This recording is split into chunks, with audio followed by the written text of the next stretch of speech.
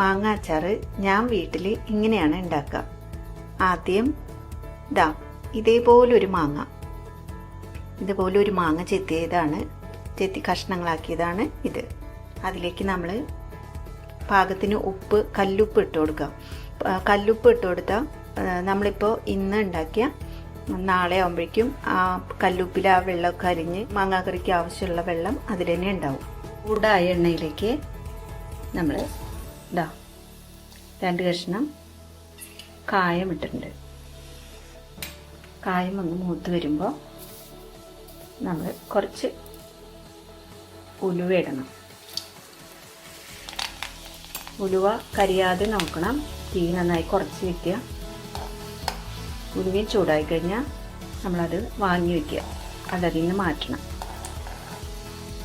ചൂടായതിന് ശേഷം മാറ്റി വെച്ച കായവും ഉലുവയും ആണ് ഇത് നമുക്ക് പൊടിക്കണം.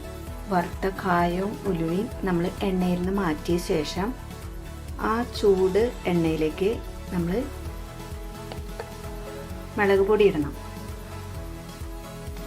ആവശ്യത്തിന് എത്ര മാങ്ങയാണ് എത്ര ഉണ്ടെന്ന് വെച്ച് കഴിഞ്ഞാൽ അതിനനുസരിച്ച് പാകത്തിന് മുളക് പൊടി ഇടണം.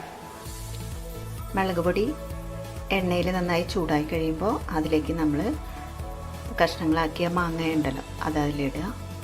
ഇട്ട് നന്നായി ഇളക്കുക. ഇനി ഇതിലേക്ക് നമ്മൾ കായവും ഉലുവയും പൊടിച്ച് ഇതിൽ ചേർക്കുക.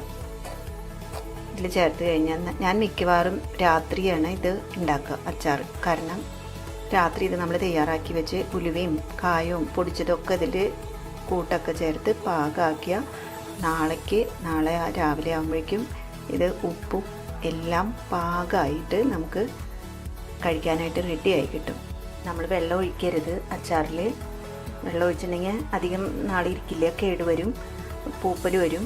ഇനി കുറച്ച് മണിക്കൂർ അതിൽ എല്ലാം ഒന്ന് പിടിക്കാനായിട്ട് കുറച്ച് നേരം വേണം. അത് കഴിഞ്ഞാൽ നമുക്ക് ഉപയോഗിക്കാം. നല്ല ടേസ്റ്റി ആയിട്ടുള്ള മാങ്ങച്ചാറ് ഉപയോഗിക്കാം. Okay, thank you.